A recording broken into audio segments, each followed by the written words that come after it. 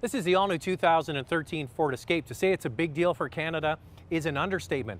Last year we had all-new compact cars, the Civic and Elantra. Those are the best sellers in the country. But compact crossovers are growing so quickly that they might eclipse compact car sales in the near future. The Ford Escape has been the best-selling crossover in Canada for 8 years, and this is an all-new model. It's got new engines, new transmission, all-new body, new interior with all kinds of features that have never been seen before in a compact crossover. Styling is much more aerodynamic, and it might alienate some traditional SUV buyers that like that boxy shape, but I bet you once they drive this vehicle, they'll be won over. So if you look at the new 2013 Escape, well, it's all new for the model year. There's not one piece of body panel that survived from the 12 to 13s. And Escape being the #1 SUV in Canada for the last 8 years, it was really critical for us that we continue to offer what Canadians are looking for in their small compact SUV in the new design. So now you're looking at much better performance in terms of power on the engines in both the 1.6 and the 2-liter, but also the one factor that customers are looking for when they're purchasing a small SUV or any vehicle for that matter, it's greatly improved fuel economy. That's what the new Escape delivers. At the same time, we're getting new level of amenities and luxury that is really not seen into this segment today. Conversation about the new Escape would be complete without talking about the hands-free liftgate. It's a feature customers can't get, frankly, anywhere else, and it's just a simple and intuitive way to allow customers to get access to the rear of the vehicle. You just walk up to the back, kick your foot under the bumper, and it opens automatically. So that's a really exciting feature that, as we show customers, they have this sort of surprise and delight and sort of wow expression when they see it. This Escape is based on the same platform as the Ford Focus, and there's a lot of similarities on the inside. The fact that they've gone to a more car-like cockpit really is refreshing. It's very modern in here. Everything is close at hand. It wraps around the driver a little bit. The same soft touch materials you get in the Focus are in here.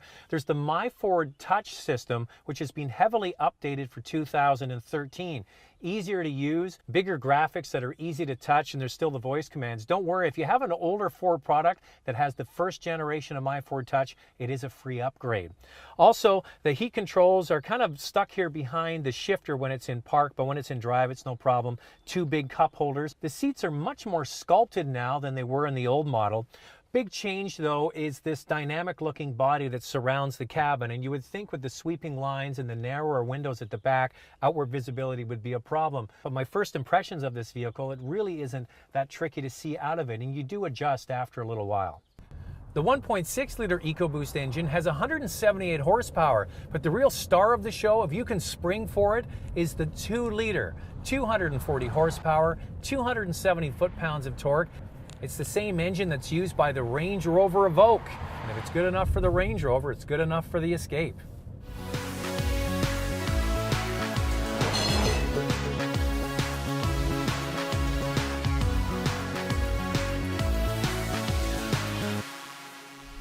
Actually, we got a really good news with the new Escape, because we will have, with the new S model that we're bringing into Canada, a starting price of $21,499 for an entry-level Escape, which is really good. And if you look at the content you have in this S model, it is some of the best pricing that's on the market today for a smart utility vehicle into the Canadian market. So very happy about the starting point.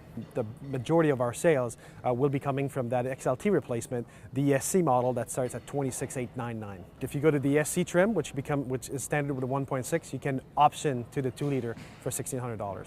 If you go to all-wheel drive, then again on that SC trim, you're looking at a $2,200 walk from a base front-wheel drive to a base 4-wheel drive into that SC trim.